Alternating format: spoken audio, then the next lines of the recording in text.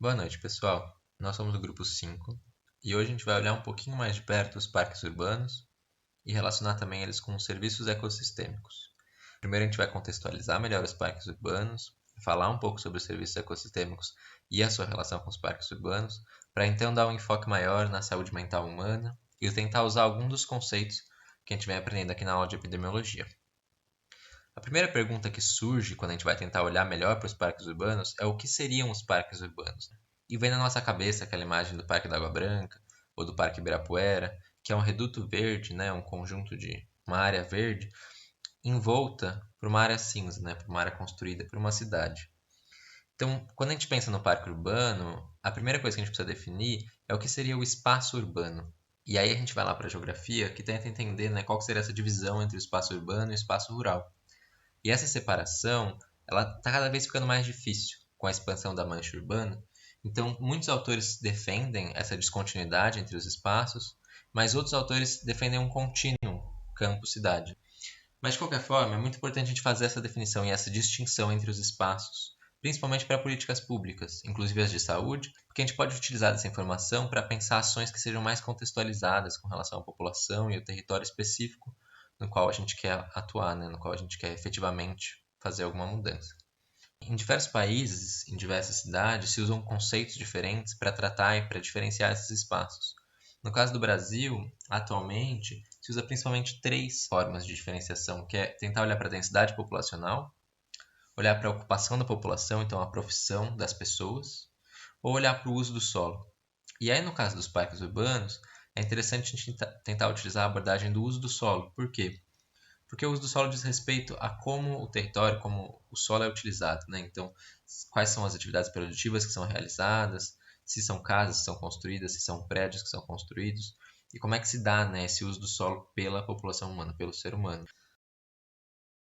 Mas e aí? O que são parques urbanos? Essa pergunta não é tão fácil de responder, porque os autores divergem quanto ao conceito de parques urbanos, uma vez que, pelo menos até 2008, não havia nenhuma disposição legal específica a esse respeito. Enquanto para os paisagistas é uma coisa, para sanitaristas, arquitetos e biólogos é outra. Para o presente trabalho, consideramos a definição a seguir, estabelecida pela Secretaria de Infraestrutura e Meio Ambiente do Estado de São Paulo, que seriam grandes espaços verdes, localizados em áreas urbanizadas de uso público, com o intuito de propiciar recreação e lazer a seus visitantes. Como podemos observar, essa definição difere do conceito da categoria parque presente no SNUC, a qual tem como objetivo básico a preservação de ecossistemas naturais de grande relevância ecológica e beleza cênica. Para que um parque urbano seja considerado uma unidade de conservação, é preciso que ele siga as diretrizes do Sistema Nacional de Unidades de Conservação. Parques urbanos são mais utilizados para lazer, recreação e cultura, e unidades de conservação urbanas, por sua vez, são mais utilizadas para a conservação da biodiversidade e serviços ecossistêmicos, apesar de que, nas unidades de conservação urbanas, há incentivos para atividade de visitação pública e educação ambiental. Agora que a gente entendeu melhor o conceito de parque urbano, é legal a gente começar a olhar um pouquinho para o passado e entender o histórico desses parques urbanos. Então, essa relação entre a sociedade e a natureza ela remonta a tempos muito antigos. Então, desde os jardins nos palácios do Egito, há 4.000 anos antes de Cristo, ou nos jardins de meditação chineses, há 2.000 anos de Cristo, a gente tem essa relação entre o espaço natural e o espaço edificado, não, o espaço construído humano. E esse conceito que a gente acabou de apresentar de parques urbanos, eles surgem na Europa junto com a Revolução Industrial. E eles surgem com uma função de tentar atender a população urbana que passa a não ter espaços de natureza dentro da cidade, que passa a ser ocupada por edificações, construções, por poluição, por fábricas, por indústrias. Nessa mesma época, no final do século XVIII, início do século XIX, chega no Brasil também os parques urbanos, né? O primeiro parque urbano, o Passeio Público do Rio de Janeiro, mas só que ele chega com uma visão diferente da visão que estava sendo adotada na Europa. Então, na Europa, o parque atendia a população em geral. E aqui no Brasil, como é uma sociedade que não tem essa demanda, por conta dela ainda não ser uma sociedade tão industrializada, o parque ele vem de uma forma elitista, então ele vem direcionado para as elites brasileiras. E elas que passam a ocupar esses espaços, né? Que geralmente são de contemplação da natureza, de caminhadas, eles são muito elitizados. Acontece que não teve uma necessidade de criação de parques públicos urbanos no Brasil por muito tempo, durante o século XIX inteiro. Isso porque os antecessores de fato, né, dos espaços públicos verdes eram os vazios urbanos que compunham a paisagem brasileira durante praticamente todo o século XIX, como as várzeas dos rios. Então a gente tem esses vazios urbanos que vão ser ocupados pela população e vão ser usufruídos pela população, o que faz que não tenha uma necessidade no Brasil até o começo do século XX, de fato, de parques urbanos. Mas com a retificação dos rios e a exclusão, né, o sumiço desses vazios urbanos para serem ocupados por casas, por construções e por ruas e por cimento, a gente tem uma necessidade então que surge de construção de fato de parques urbanos que sejam públicos e que sejam pela população em geral. E agora, com um enfoque mais regional, podemos considerar que os parques urbanos surgiram na cidade de São Paulo em 3 movimentos. No primeiro, que teve início no fim do século XIX, os parques tinham inspiração francesa, sendo criados como locais de cultura e como pontos de encontro para a elite paulistana. Como exemplos, temos o Jardim da Luz, o primeiro parque criado em São Paulo em 1825, o Parque Buenos Aires e o antigo Trianon, e também o Ibirapuera, que foi o último grande parque criado dentro dessa perspectiva. No segundo movimento, a criação de parques se dá a partir de remanescentes de grandes fazendas, chácaras e propriedades da elite paulistana, como o Carmo e o Piqueri. O movimento atual, que teve início em 1970, traz a necessidade de proporcionar a criação de novas áreas verdes, em especial nas periferias da cidade. É nele que surgem diversos parques pequenos, no entanto, profundamente necessários para proporcionar melhor qualidade de vida aos paulistanos. Se investe também na criação de parques lineares, criados com o objetivo de recuperar fundos de vale dos rios e córregos da cidade e seguir o previsto no Código Florestal, que considera a vegetação encontrada na margem de corpos d'água como uma área de preservação permanente, buscando, ao mesmo tempo, ampliar a área verde, melhorar a qualidade de vida da população e evitar problemas como escoamento de água em épocas de chuva. Temos como exemplo o Parque Xangri-Lá, que fica no extremo sul da cidade, e o Parque Linear de Perus, na zona norte. A título de curiosidade, foram criados diversos jardins botânicos no final do século XVIII no Brasil, a fim de propiciar as bases de um intercâmbio de plantas úteis à economia portuguesa. Uma parte deles desapareceu no decorrer do século XIX e, à medida que diminuiu o interesse pela pesquisa, outros assumiram uma função mista de parque urbano e de pesquisa, enquanto outros se transformaram. O Parque da Luz em São Paulo foi um desses jardins botânicos. A partir da imagem, é possível perceber que existe uma maior concentração de parques urbanos em zonas mais centrais do município, o que reforça a necessidade de criar parques em zonas mais periféricas da cidade. Porém, vale apontar que existem unidades de conservação, da categoria de parque municipal, que se concentram no sul do município, por estarem associadas a corpos d'água e mananciais, tais como as represas Billings e Guarapiranga. O que são os serviços ecossistêmicos? Bom, para responder essa pergunta, primeiro eu lhes apresento o planeta Terra. Agora, vou destacar alguns de seus componentes: água, madeira, alimentos, florestas, barreiras de corais, polinização, fotossíntese, decomposição, formação biológica do solo, cachoeiras, praias, parques. Os serviços ecossistêmicos são componentes dos ecossistemas que, na natureza, têm um caráter ecológico, ou seja, atuam no funcionamento dos próprios ecossistemas. Já sob uma perspectiva humana, esses componentes podem ser usados de forma a proverem o bem-estar para nós, seres humanos. A esse fornecimento, obtido por meio do nosso uso, comumente damos o nome de benefício. O seu uso pode ser passivo ou ativo, direto ou indireto. Os serviços são muitas vezes categorizados em 4 grupos: os de provisão ou abastecimento, os de regulação, os de suporte e os culturais. Cada um será detalhado mais adiante. Os serviços de provisão ou abastecimento correspondem aos produtos que consumimos e obtemos a partir da natureza, tanto por produção quanto por extração.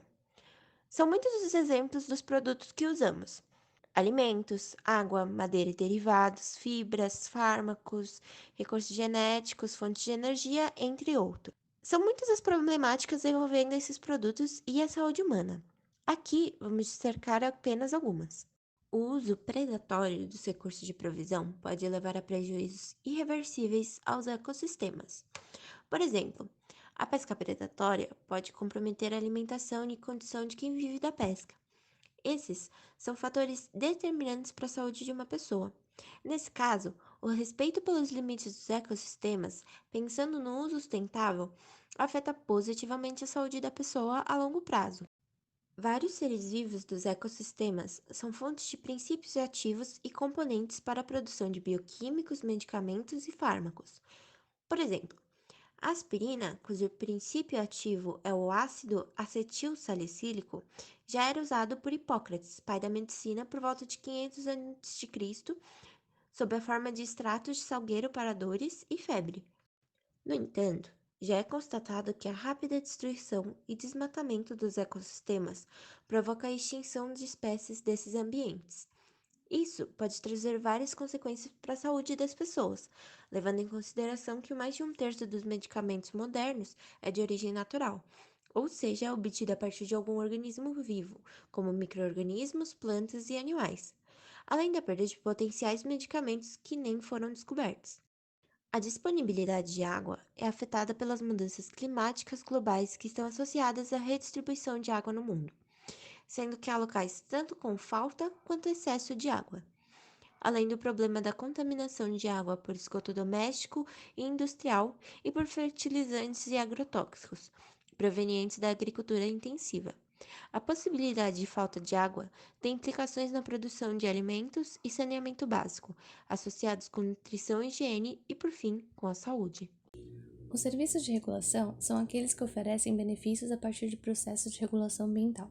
Por exemplo, sabemos que por meio da captura de poluentes, as florestas regulam a qualidade do ar. Também influenciam na chuva e, consequentemente, na disponibilidade e na qualidade da água. As árvores retiram gases do efeito estufa da atmosfera e estocam em seus tecidos, promovendo a regulação das mudanças climáticas. Os ecossistemas também funcionam como uma zona de amortecimento para desastres naturais. Os corpos d'água podem diminuir a chance de alagamentos extremos. Mangues e corais protegem a costa de ações das ondas. Também há funções de tratamento de água pelas wetlands, de polinização, de controle biológico, entre outros. Esses tipos de serviços são avaliados pela capacidade do ecossistema de fazerem essa regulação. E, embora sejam fundamentais para a manutenção da saúde do meio ambiente e dos seres humanos, as nossas ações tendem a sobrecarregar e comprometer esses serviços. Já os serviços de suporte são todos aqueles que dão condições para que todos os outros serviços possam ocorrer. Eles são extremamente importantes para o funcionamento sistêmico dos ecossistemas. São exemplos de serviços de suporte a formação do solo, a produção de oxigênio por organismos fotossintetizantes, a ciclagem dos nutrientes, entre outros. Esse tipo de serviço não fornece benefícios diretamente aos seres humanos, mas torna possível todos os outros serviços, dessa forma oferecendo indiretamente diversas vantagens. Os serviços culturais são aqueles associados a valores e comportamentos humanos. Nós, humanos, nos desenvolvemos bastante amparados pela nossa forte interação com a natureza. As culturas estão estritamente ligadas aos ecossistemas, assim como os diversos componentes culturais, como religião, valores, interações sociais, arte, espiritualidade, desenvolvimento intelectual e econômico. Um exemplo da íntima relação sociedade-natureza é a cultura caipira tradicional, cujo estilo de vida é sustentado pela terra, o solo, em que se trabalha e vive. Ela, a terra, representa um patrimônio tanto material quanto imaterial, que é passado de geração a geração, oferecendo autonomia, saúde, vestes, abrigo e que molda os conhecimentos e valores desse grupo. Outro exemplo são os de serviços que influenciam o nosso bem-estar. Com bem-estar, entende-se a saúde individual, boas relações sociais, liberdade de escolha e ação, além de necessidades materiais essenciais para a vida. Diversos ecossistemas, como praias, montanhas, campo e áreas verdes, têm o potencial de oferecerem os serviços de lazer e turismo, que podem ser obtidos pelo desenvolvimento de atividades como trilhas, mergulho, escalada, montanhismo, balonismo, paraquedismo. Os serviços de turismo e lazer geram uma fonte de renda e uma forma de acesso a bens e serviços essenciais, mas também oferecem outros benefícios, dos quais destacamos a promoção de bem-estar físico e emocional dos indivíduos, o que pode ajudar a prevenir doenças. Esse benefício, devido ao contato com os ecossistemas, pode ser de alguma forma explicado pelo fenômeno da biofilia, que é uma atração inconsciente do ser humano pela natureza, com a qual tenta se manter conectado. Mas quais os serviços ecossistêmicos que os parques urbanos oferecem? Os parques urbanos têm grande potencial como provedores de serviços ecossistêmicos que afetam diretamente a qualidade de vida nas cidades. Grande parte dos seus serviços são decorrentes da presença de plantas no local. Elas têm capacidade de regular a temperatura dada a sombra que produzem e sua evapotranspiração, que aumenta a umidade.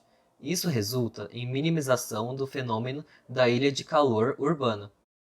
A vegetação também ameniza o efeito estufa, por conta da fixação do dióxido de carbono, além de purificar o ar ao reter poluentes como dióxido de enxofre e dióxido de nitrogênio. As plantas junto do solo podem atenuar a poluição sonora. por meio de diversos fenômenos físicos relacionados às ondas sonoras. Caso o parque tenha superfície permeável o suficiente, ele também é capaz de mitigar problemas de enchentes, além de seu espaço físico poder ser usado para fazer hortas no contexto de hortas urbanas. Quanto aos serviços culturais, está a contemplação de animais, paisagem e contemplação cultural, além do parque ser local de promoção de socialização, lazer, recreação e exercício físico. Essas atividades estão associadas à saúde física e mental. Assim, dependendo do planejamento de construção do parque urbano, ele pode servir tanto ao propósito de conservação ambiental quanto ao de melhoria da saúde pública. Agora, pensando nos serviços oferecidos pelos parques, vamos observar um pouco o impacto da presença ou ausência de parques não apenas na saúde física dos indivíduos, mas também sobre a saúde psicológica, impactando, por exemplo, os índices de depressão, uma doença muito frequente hoje em dia, também conhecida como mal do século XXI ou epidemia silenciosa. A depressão pode ser caracterizada a partir de alguns sintomas clínicos. O humor depressivo está associado com a sensação de tristeza e culpa, além da crença de que se está irreversivelmente privado de sentir prazer ou alegria. O indivíduo pode se apresentar de uma forma mais apática do que triste, com o sentimento de que as dificuldades são intransponíveis, e há uma grande associação da morte como forma de alívio. O humor depressivo normalmente se associa com retardo motor, alterações no sono, apetite e interesse sexual. Não raro, o indivíduo apresenta uma constante de mal-estar e pode apresentar taquicardia, sudorese e dores. É importante ressaltar que existem diferentes subtipos de depressão, como o distúrbio bipolar, quando os episódios depressivos se intercalam com episódios de mania, a distimia, também conhecida como transtorno depressivo persistente, onde os sintomas se apresentam em intensidade leve ou moderada, mas constante, e o transtorno depressivo maior, que se caracteriza pelos sintomas descritos anteriormente em alta intensidade. Segundo o artigo Epidemiologia Transnacional do MDE, 14,6% das pessoas em países de alta renda, em média, já tiveram um transtorno depressivo maior, enquanto nos países de média e baixa renda, a média foi de 11%. Entretanto, o artigo Epidemiologia e Impacto Social aponta que o transtorno é mais prevalente em pessoas de baixa renda e baixa escolaridade, o que pode apontar hipoteticamente a uma subnotificação de casos nos países de baixa e média renda. Além disso, a prevalência do transtorno é maior em pessoas que residem na área urbana. A Pesquisa Nacional de Saúde mostrou que a prevalência da depressão é maior e mais significativa entre mulheres. A prevalência em mulheres é de 20%, enquanto em homens é de 10%, ou seja, mulheres apresentam 2 vezes mais depressão que os homens. Além disso, é mais prevalente em pessoas de baixa escolaridade. Sobre o aspecto do tempo, podemos destacar alguns pontos. De acordo com o estudo ECA, a idade média de início dos sintomas de depressão é aproximadamente 27 anos e a duração média é de 9 anos. Existem muitas variações desses números e, conforme mais dados forem obtidos, esses valores podem ser alterados. Outra questão é observada nas regiões do extremo norte ou extremo sul do globo, que possuem pouco tempo de luz solar nas estações mais frias. Também por causa da temperatura baixa, as populações dessas regiões adotam um hábito mais caseiro durante o inverno e isso causa algumas alterações fisiológicas, como baixa produção de serotonina e vitamina D, provocados respectivamente por raras atividades de lazer em ambientes abertos e baixa exposição da pele à luz solar. Por causa de tais alterações fisiológicas, ocorre o quadro conhecido como transtorno afetivo sazonal, também chamado de depressão sazonal. Quanto menor é o tempo de luminosidade no inverno, mais frequente é a depressão sazonal na população. Por exemplo, na Flórida, onde o clima é tropical, a incidência de depressão sazonal é 1,4%. Já no Alasca, cujo clima é bastante frio e o tempo de luminosidade no inverno tem duração de aproximadamente 4 horas, a incidência é de 9,9%. Pensando no Brasil, podemos relacionar essas estações a casos mais raros de depressão sazonal, como os observados na Flórida. A quantidade de atividades ao ar livre é maior nas estações mais quentes, e podemos relacionar isso ao uso de parques urbanos. Mais pessoas frequentam os parques nas estações mais quentes. Portanto, observamos uma correlação entre parques, saúde mental e sazonalidade.